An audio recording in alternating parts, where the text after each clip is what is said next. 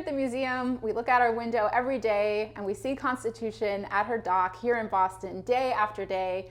And it's easy to forget that this ship had a whole host of world travel adventures, right, Carl? Oh my gosh, absolutely. Over the course of its long time actively sailing, the ship, well, went literally around the world, as we can see in this map.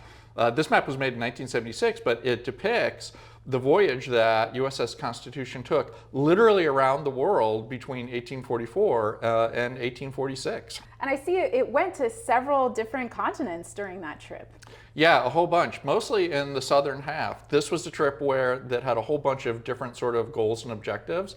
And so rather than going to a lot of the places the Constitution had spent time on before, this trip took it down to Brazil initially to deliver the new minister to the newly independent country of Brazil at the time, but then went around Africa to Madagascar, Zambia, all the way 2,500 miles across the Indian Ocean to Singapore, Sumatra, up into what is now Vietnam, Borneo, and even then, all the way across the Pacific, going back down to Hawaii before coming back to Mexico, Chile, and then all the way back around Cape Horn again, just to get back up to the US East Coast. Wow, and this took how long altogether? 2 years. Wow, so I imagine in a 2-year time period, there's a lot of adventures, memorable adventures happening along this cruise, right? Oh yeah, there's a lot of memorable adventures that happened for this entire time period. Frederick Fisher was a young 16-year-old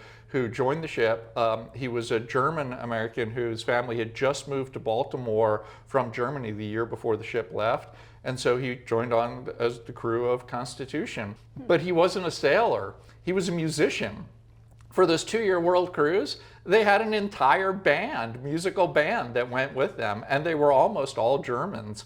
And because they were going to be doing all of this kind of diplomatic stuff and ceremonial stuff, they needed musicians to play for special events and things. So Frederick kept a journal that was translated into English. He describes all his adventures getting to go to these exciting places. Any adventures that were not so exciting or that caused some trouble? Oh yeah, definitely. There were a number of adventures in the trip that caused trouble, not the least of which was that long crossing across the Indian Ocean. They left Africa, Madagascar, and in every place the Constitution went, they had to get more water, right? They could only carry so much water for the crew on these long voyages.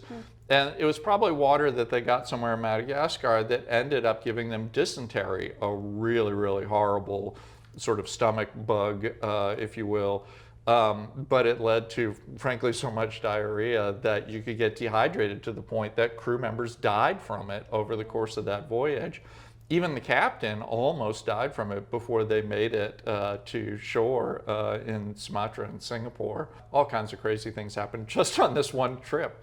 And again, this 2-year voyage was just one of the many places that it went over that whole time period. Yeah, when we work with the active duty crew of Constitution, a lot of the sailors talk about they join the Navy nowadays because of the travel. That's Sure. such a perk of joining the Navy, and it seems like it was no different back then. No, absolutely not. This voyage, of course, took them to all these southern ports, but in squadron duties for around that same time period, you could end up in the Mediterranean, you could end up in South America, West Africa, or somewhere just up along the northeast coast in the Caribbean, all kinds of places.